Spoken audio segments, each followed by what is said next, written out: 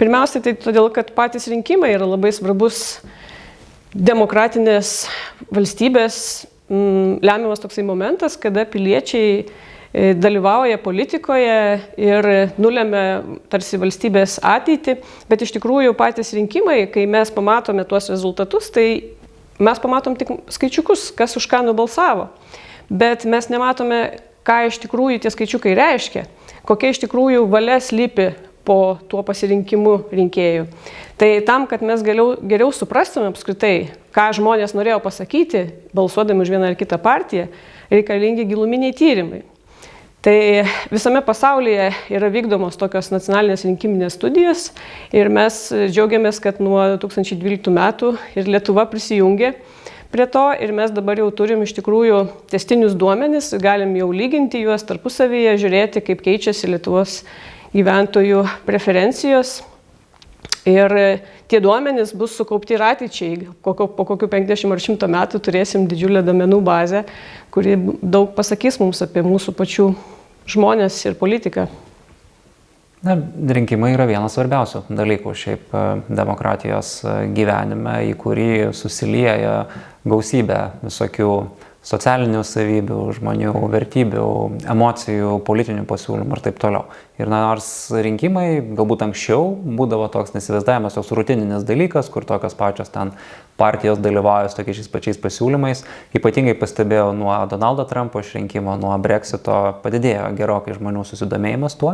Ir iš tikrųjų, kadangi rinkimai gali nulemti daug, labai pakeisti, sakykime, netgi valstybės raidą, kai kurių galbūt valstybių gali pakeisti net ir užsienio politiką, tai dėl to tikrai verta studijuoti ir žinoti, kaip tas sprendimas, kai visos tos srovės susilieja.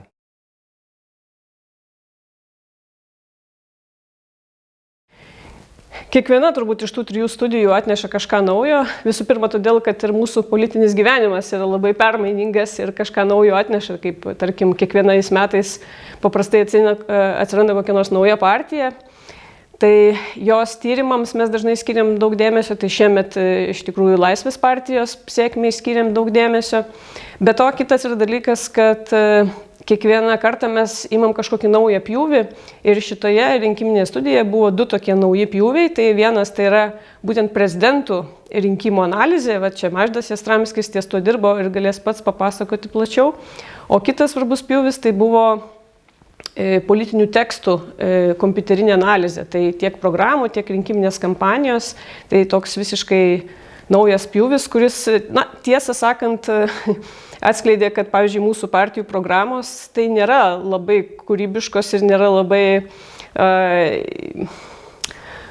atspindinčios iš tikrųjų politinius pasiskirstimus, bet tai irgi turbūt pasako kažką. Žodžiu, analizė duoda rezultatą, kuris kartais gal nuvilia politinė prasme, bet duoda galbūt impulsą kažkokiem pokyčiam. Vienas iš turbūt svarbių šių rinkimų tokių atradimų, tai buvo tai, kad vertybinė politika atėjo iš tikrųjų į mūsų politiką ir pradėjo lemti rinkėjų pasirinkimus. Ir mano pačios analizė apie Laisvės partijos sėkmę tai parodė, taip pat ir Mažvydo analizė apie prezidento rinkimus irgi parodė, kad bene pirmą kartą tokie vertybiniai klausimai, kaip pavyzdžiui, ten, tarkim, LGBT teisės ar panašiai, iš tikrųjų nulėmė rinkėjų pasirinkimus, to anksčiau niekada nėra buvę. Tai vat vienas iš tokių, sakykime, naujesnių atradimų lyginant su kitais metais. Kadangi pats daugiausiai praleidau prie nagrinėjimo ir analizės būtent prezidento rinkimų, tokia buvo kaip ir šiek tiek užmiršta, sakyčiau, dalis to viso rinkiminio paveikslo dėl to, kad, na, prieš tai tie rinkimai ten ganėtinai aiškia persvara baigtųsi, o čia 2019 metais buvo tokia galimybė patyrinėti, kai tikrai bent jau 3 konkurencingi buvo kandidatai ir tos prognozės vis dėlto nebuvo aiškios iki galo, kas ten laimės, kas bus antrame ture, ką ir parodė pirmas turas. Tai buvo tokia iš tikrųjų puikia proga panagrinėti prezidento rinkimus, nesakyčiau, kad čia būtų kažkokias tai labai didelės staigmenos, bet buvo apskritai įdomu pamatyti visų pirma, kaip iš dalies yra persidengimas rinkėjų ir jų tam tikrų motyvacijų, takoskyrų su parlamento rinkimais. Kitaip tariant, vienas iš atradimų yra tai, kad prezidento rinkimai turi panašumo su parlamento rinkimais, nepaisant, kad yra, aišku, už asmenybės žmonės dalis balsuoja, bet kai kurios savybės, pavyzdžiui, ten požiūris ir į sovietmetį, ir ta pati vertybinė takoskyra, LGBT, pavyzdžiui, klausimai, jie iš tikrųjų daro įtaką taip, kaip žmonės elgiasi rinkimuose ir parlamento ir prezidento rinkimuose. Kita vertus, aš bandžiau pateikti tokį ir paaiškinimą bendrai, kuo yra tie prezidento rinkimai ypatingi. Tai pavyzdžiui, kaip ir logiška būtų, kad kadangi Lietuvoje prezidentas turi nemažus įgaliojimus užsienio politikoje, kad šitie klausimai iš tikrųjų būtų stipriai susiję su žmonių pasirinkimu. Ir iš tikrųjų, tame tyrime, kuriame koncentravausi į tokias geopolitinės užsienio politikos nuostatas, pasimatė, kad taip kaip žmogus žiūri, pavyzdžiui, į apskritai ten orientaciją Lietuvos užsienio politikos, net konkrečiuose klausimuose, tai labai yra susiję su tuo, už ką jisai balsavo.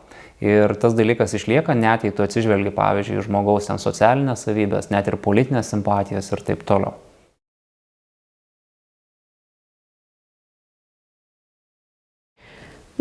Turbūt toks pat iššūkis kaip ir daugam šiuo pastaruoju metu, tai žinoma pandemija. Nes pagrindinis komponentas rinkiminės studijos tai yra gyventojų apklausa po rinkimų, o kai turėjome daryti apklausą, buvo visiškas juodas karantinas. Ir paprastai mes vykdydavome tokią tiesioginę apklausą, kai žmonės klausinėja jų namuose, bet kai yra karantinas, tu negali to daryti. Ir mums buvo labai rimtas iššūkis, o kaip padaryti iš tikrųjų gerą reprezentatyvę apklausą karantino sąlygomis. Bet man atrodo, mes susidorojome su tuo iššūkiu ir tai mums davė daug naujų metodologinių žinių, kurias galėsime ateičiai panaudoti iš tikrųjų.